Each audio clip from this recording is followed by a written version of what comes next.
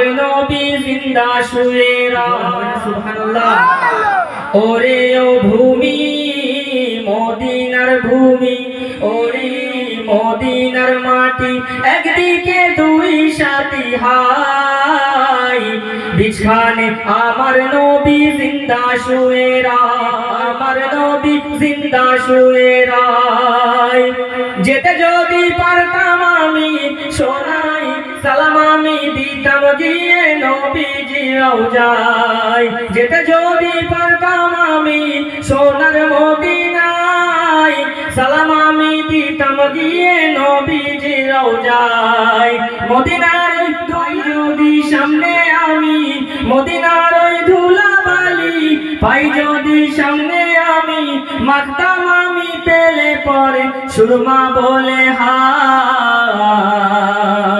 বিছখানে আমার নবী জিন্দা শুয়ে রয়, মাঝখানে আমার নবী জিন্দা শুয়ে রয়। ওরে ও মাটি মদিনার মাটি, একদিকে দুই সাথী হাই, বিছখানে আমার নবী জিন্দা শুয়ে রয়। রওজাতে শুয়ে নবী কাঁদে যারে যার, পাপে ভরা গোনায় ভরা উম্মত আমার। রওজাতে শুয়ে নবী কাঁদে যারে যার, পাপে ভরা গোনায় ভরা উম্মত আমার। কিয়ামতের দিনে নবী করবেন যে রোনা জারি, কিয়ামতের দিনে নবী করবেন যে রোনা জারি, আল্লাহর দরবারে নবী পড়ে সিজদায়। বিছখানে আমার নবী জিন্দা শুয়ে রয়, মাঝখানে আমার নবী জিন্দা শুয়ে রয়। রঙিন রঙিন মেঘের বেলা যাই বহে যায়, ব্যথা তোর মন যে আমার বড় অসহায়। রঙিন রঙিন মেঘের বেলা যাই বহে যায়, ব্যথা তোর মন যে আমার বড় অসহায়। মিটবে মোর মনের আশা পাই যদি নবীর দেখা, মিটবে মোর মনের আশা পাই যদি নবীর দেখা, মুক্তি আমি পেয়ে যাব হাসরের মাঠে। বিছখানে আমার নবী জিন্দা শুয়ে রয়, মাঝখানে আমার নবী জিন্দা শুয়ে রয়। আল্লাহুম্মা সাল্লি আলা সাইয়্যিদিনা মাওলানা মুহাম্মদ ওয়া আলি সাইয়্যিদিনা মাওলানা মুহাম্মদ। আলহামদুলিল্লাহ। আমার সম্মুখে বসে থাকা শ্রোতা মণ্ডলী, মুসল্লি, বাবাজিরা, পর্দার অন্তরালে বসে থাকা আমার আম্মাজান বোনেরা, সকলকে আমার তরফ থেকে জানাই আসসালামু আলাইকুম। আমি নাইমুল আয়াজ বখতিয়ারি, আমি আব্বাজানের সঙ্গে এসেছি। বক্তব্য দেওয়ার মতো অতটা আমার হয়তো নলেজ এখনো আসেনি, তাও আমি দু চার কথা বলার জন্য এসেছি। কারণ দিনের খেদমত করতে গেলে মানুষের সম্মুখে বলতে হবে, না বলতে পারলে বক্তা কিংবা বক্তব্য দেওয়া শেখা যায় না। তো আজকে ভাবলাম একটু বক্তব্য দিই। তো আজকে বলার উদ্দেশ্য এটাই যে আমরা আজকে সকলে যে এই সুন্দর মেহফিলে বসে আছি, এই জায়গাটা কে তৈরি করেছে? এই জায়গাটা তৈরি করেছে আমার রাসূলুল্লাহ সাল্লাল্লাহু আলাইহি ওয়াসাল্লাম। সেই রাসূলের প্রতি একবার শুকরিয়া আদায় করে আমরা সকলে একবার বলি সাল্লাল্লাহু আলাইহি ওয়াসাল্লাম। তার কারণ হুজুর সাল্লাল্লাহু আলাইহি ওয়াসাল্লাম তিনি আমাদের নবী, তিনি আমাদের পথ দেখানোর মালিক। আমার আল্লাহ পাক রব্বুল আলামিন কোরআনুল কারীমের মধ্যে বলছে যে তোমরা যদি আমাকে খুঁজতে চাও, তোমরা যদি আমাকে ধরতে চাও, সবার প্রথম আমার রসুলকে ভালোবাসতে হবে, তাই না? রসুলকে ভালোবাসতে হবে। তো সেই জন্য সবার প্রথমে আমাদের নবীকে ভালোবাসতে হবে, নবীকে ধরতে হবে। তো আমার আল্লাহ পাক সুবহানাহু ওয়া তাআলা কোরআনুল কারীমের মধ্যে বলছেন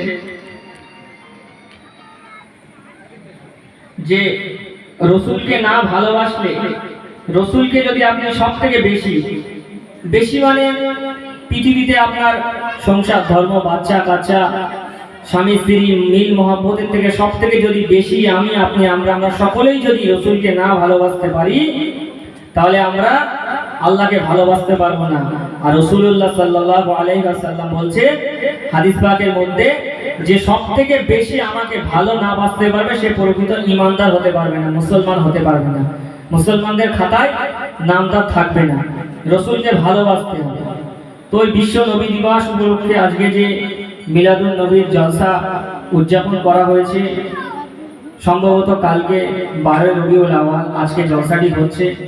আমার দেখে খুবই ভালো লাগছে, কারণ রাসূলুল্লাহ সাল্লাল্লাহু আলাইহি ওয়াসাল্লামকে সিদ্দিকে আকবর হযরত আবু বকর সিদ্দিক থেকে শুরু করে উমরে ফারুক রাদিয়াল্লাহু তাআলা আনহু এমন করে সাহাবীরা যেমন ভাবে ভালোবেসেছিলেন, মহব্বত করেছিলেন জান দিয়ে, ঠিক তেমন ভাবে আমাদেরকে ভালোবাসতে হবে।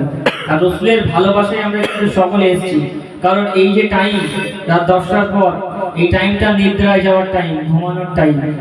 ঘুমকে হারাম করে নরম বিছানাকে সরিয়ে দিয়ে আমরা এসেছি রসুলের মায়া, রসুলের টানে। কারণ রসুল এই দুনিয়ার বুকে আসা থেকে আর যাওয়া পর্যন্ত, আর এমনকি আমি গজলের মধ্যে বললাম না যে রসুল দুই দিকে দুই সাথী নিয়ে শুয়ে আছেন, ওখানে কিন্তু রসুল এখনো কাঁদছেন। আমাদের সেই দেখার অন্তর, সেই দেখার চোখ নেই, তাই আমরা দেখতে পাই না। তো রাসূলুল্লাহ সাল্লাল্লাহু আলাইহি ওয়াসাল্লাম তিনি যখন দিন প্রচার করতেন তখন অনেক কষ্ট হতো। আগে কোরআন লুকিয়ে পড়তে হতো, দিন প্রচার লুকিয়ে করতে হতো। এখন কি আমাদের কোরআন লুকিয়ে পড়তে হয়? হয় না তো। নামাজ লুকিয়ে পড়তে হয় না, কিন্তু এখন একটু আমাদের ইন্ডিয়ায় চাপ আছে, এখানে সেখানে নামাজ পড়া যাবে না। তো যাই হোক, তো ঠিক তেমনই আমার রাসূলুল্লাহ সাল্লাল্লাহু আলাইহি ওয়াসাল্লাম এই দিনটাকে প্রতিষ্ঠিত করার জন্য অনেক মার খেয়েছে। তায়ের পাশে আমার রাসূলুল্লাহকে এত পাথর মেরেছিলেন। মা আমেনা, মা আয়েশা সিদ্দিকা রাদিয়াল্লাহু তাআলা আনহা রাসূলের পিঠ থেকে বলছেন যে আপনার কি ছোটবেলায় বসন্ত, যেটা আমরা গুটি পোকা বসন্ত বলি, আপনার কি সেই রোগ হয়েছিল? বলে না। বলে আমারই উম্মত তায়েববাসী আমাকে এত পাথর মেরেছিল, আমি রক্তাক্ত হয়ে গিয়েছিলাম, আর সেই পাথরের আঘাতে আমার রাসূলের পিঠে দুনিয়া থেকে চলে যাওয়ার আগ পর্যন্ত ঠিক ততটাই দাগ ছিল।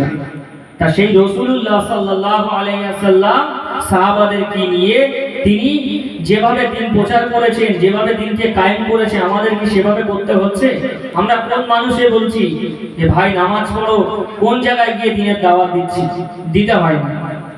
তো আমার রাসূলুল্লাহ পরিপূর্ণ ইসলাম তৈরি করে গেছেন, শুধু আমাদেরকে এখন সেই রাসূলের দেখানো ইসলামের পথে চলতে হবে। আর এই ইসলামের পথে চলার জন্য আমাদের সবথেকে মেইন জিনিস হচ্ছে কোরআন, হাদিস, ইজমা, কিয়াস। এই চারটি মেনে যদি আমরা চলতে পারি, আমাদের জন্য দুনিয়াটা সহজ হয়ে যাবে। জোরে বলেন না সুবহানাল্লাহ। আমরা আশা করি এখানে যারা আছে সবাই বেশিরভাগ কোরআন হাদিস পড়তে পারে। আপনারা পড়বেন, দেখবেন যে কোরআনের মধ্যে আমার আল্লাহ কি বলছে। আমার আল্লাহ পাক কোরআনুল কারীমের মধ্যে বলছে ফাইন্নাহা লা তা'মাল আবসারু ওয়ালাকিন তা'মাল কুলুবুল্লাতী ফিস সুদূর। এই আমার বান্দা বান্দীরা, তোমরা জেনে রাখো, তোমাদের শরীরের মধ্যে, অন্তরের মধ্যে, এই বুকের মধ্যে একটা গোস্তের টুকরো আছে, বাঁধুকি। এই বাঁধিকে বাম স্থানের দুআঙ্গুলে যে গোস্তের টুকরা আছে সেইটাকে বলা হয় কলব। এই কলবের মাকাম। আর এই কলব, প্রত্যেকটা পৃথিবীতে বস্তু আছে, কোনো বস্তুর কিন্তু চোখ নেই। এই যে মোবাইল, এই মাইক, এই চেয়ার টেবিল, কিছু কিন্তু চোখ নেই, তাই এই চোখ অন্ধ হয় না। কিন্তু আমার আল্লাহ পাক সুবহানাহু ওয়া তাআলা এই আয়াতের মধ্যে বলছে যে মানুষের অন্তরে একটা চোখ আছে, ওই চোখ যদি অন্ধ হয়ে যায়, ওই চোখ যদি বন্ধ হয়ে যায়, তাহলে মানুষের কলব নষ্ট হয়ে যাবে। আর এই কলব নষ্ট হয়ে গেলে মানুষ খারাপ কাজের সঙ্গে যুক্ত হয়ে যাবে। বুঝতে পেরেছেন আপনারা? আপনারা দেখেন না, অনেক মানুষ মদ খায়। আস্তে আস্তে দেখলাম একজন মদ খেয়ে টলছে রাস্তায়। জানি না সে মুসলমান কি হিন্দু কি গ্যার মুসলিম, আমি জানি না। তো কোন মানুষ যখন খারাপ কাজের সঙ্গে যুক্ত হয়ে যায়, মানুষ যখন হাত দিয়ে কতল করে, চোখ দিয়ে খারাপ জিনিস দেখে, মুখ দিয়ে বাজে কথা বলে, মুখ দিয়ে যেমন শরাব পান করে, পা দিয়ে যেমন হেঁটে চলে বিভিন্ন খারাপ কাজে যায়, এর পিছনে কিন্তু কারণ একটা, এর পিছনে কিন্তু কন্ট্রোল করে প্রত্যেকটা মানুষের অন্তর। ওই আল্লাহ কলবের কথা বললো না কোরআনের মধ্যে, এই অন্তর যদি ভালো হয়ে যায় সমস্ত শরীর ভালো থাকবে। রাসূলুল্লাহ সাল্লাল্লাহু আলাইহি ওয়াসাল্লাম একটা হাদিসের মধ্যে বলেন, আলা ইন্না ফিল জাসাদি মুদগাতান ইজা সালুহাত সালুহাল জাসাদু কুল্লু ওয়া ইজা ফাসাদাত ফাসাদাল জাসাদু কুল্লু আলা ওয়াল কলব। এ আমার উম্মতিরা, তোমরা খুব ভালোভাবে সতর্ক থেকো, তোমরা খুব ভালোভাবে সতর্ক থেকো, সচেতন থেকো নিজেদের শরীর নিয়ে, নিজেদের কলব নিয়ে। যদি তোমাদের এই অন্তর খারাপ হয়ে যায়, তোমাদের অন্তর যদি নষ্ট হয়ে যায়, তোমাদের সমস্ত শরীরটা খারাপ কাজের সঙ্গে যুক্ত হয়ে যাবে। এবং আল্লাহ পাক রব্বুল আলামিন বলে, যে বান্দা দুনিয়ার বুকে খারাপ কাজ করবে, খারাপ পাপের সঙ্গে যুক্ত থাকবে, তার জন্য কবর থেকে নিয়ে জান্নাত পর্যন্ত রাস্তাটা আমি সহজ করে দেব। জোরে বলেন না নাউজুবিল্লাহ। কেন? জাহান্নাম পর্যন্ত আমরা যেতে চাই না। তো রাসূলুল্লাহ সাল্লাল্লাহু আলাইহি ওয়াসাল্লাম এই হাদিসের মধ্যে বলছে যে তোমরা অন্তর নিয়ে খুব সতর্ক থাকো। আমাদের অন্তর নিয়ে সতর্ক থাকতে হবে, কলব নিয়ে। এই কলবের উপরে যদি ছাপ পড়ে যায়, আল্লাহ ছাপ মেরে দেয় কলবের উপরে। আল্লাহ কোরআনুল কারীমের মধ্যে বলছে যে মানুষের অন্তরে একটা সময় আসে ছাপ পড়ে যায়, যেমন হয়েছিল আবু জেহেল, আবু লাহাবের নাম শুনেছেন তো? নবীকে তারা চোখে দেখেছে। আমরা যদি এখন নবীকে এই জায়গায় পেতাম কি করতাম? মাথায় তুলে রাখতাম, মাথার উপরে কি আছে? তো ওনারা